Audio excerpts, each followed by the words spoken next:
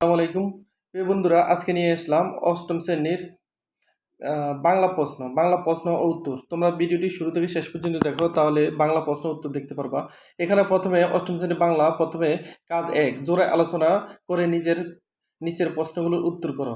১ নম্বর দেওয়া আছে, বৈঠকের সামনে রেখে এবং বৈঠকের দিনকে কেন্দ্র করে পাশের সহপাঠীদের সাথে আলোচনা করে নিচের কার্যক্রমগুলো অনুসরণ করো।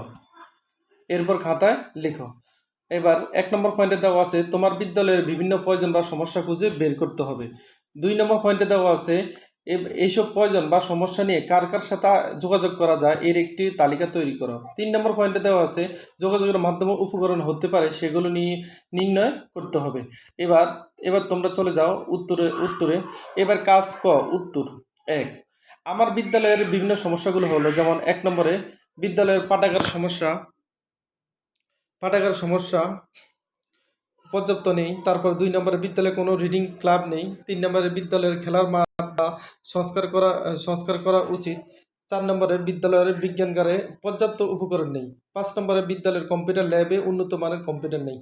৫, এবার সমস্যাগুলো নিয়ে নিয়ে যার সাথে যোগাযোগ করব, যেমন বিদ্যালয়ের প্রধান শিক্ষক, বিদ্যালয় পরিচালনা কমিটির সভাপতি, বিদ্যালয়ের সচেতন অভিভাবকদের প্রতিনিধি।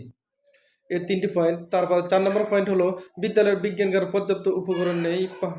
এই সমস্যাগুলো গেল। তারপর দেখুন, যোগাযোগের মাধ্যম এবং উপকরণ যা হবে, এখানে প্রথম মাধ্যম মৌখিক যোগাযোগ। উপকরণগুলো হলো, যেমন সরাসরি কথা বলা, মোবাইলে কথা বলা। আবার দ্বিতীয় মাধ্যম লিখিত যোগাযোগ। উপকরণ হলো আবেদনপত্র, চিঠি, দেয়াল, পত্রিকা ইত্যাদি হলো লিখিত যোগাযোগ।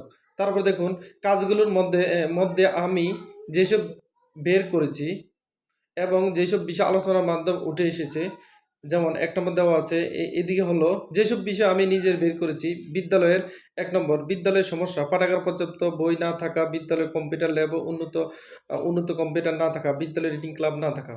২ নম্বর, যার সাথে যোগাযোগ করব, প্রধান শিক্ষক, বিদ্যালয়ের পরিচালনা কমিটির সভাপতি। এবং ৩ নম্বরে যোগাযোগের মাধ্যম উপকরণ লিখিত যোগাযোগ মাধ্যম এবং উপকরণ হলো আবেদনপত্র, চিঠি এবং দেয়াল পত্রিকা। ৩ নম্বরে, এবার এই অপশানে দেখুন, যেসব বিষয় সহপাঠীর সাথে আলোচনায় উঠে এসেছে, প্রথম পার্টটা নিজের এবং পরের পার্টটা হলো যায় সহপাঠীর।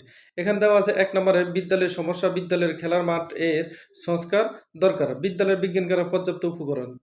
২ নম্বর অপশানে যার যোগাযোগ করব, বিদ্যালয়ের সচেতন অভিভাবকদের প্রতিনিধি। ৩ নম্বরে, যোগাযোগের মাধ্যমে উপকরণ, মৌখিক যোগাযোগ উপকরণ, সরাসরি কথা বলা, মোবাইলে কথা বলা। আজকের ভিডিওটি যদি আপনাদের ভালো লাগে, অবশ্যই শেয়ার করুন এবং পরবর্তী ভিডিও পাওয়ার জন্য অবশ্যই আবার আমাদের সঙ্গে থাকুন। আসসালামু আলাইকুম এবং চ্যানেলটি সাবস্ক্রাইব করুন।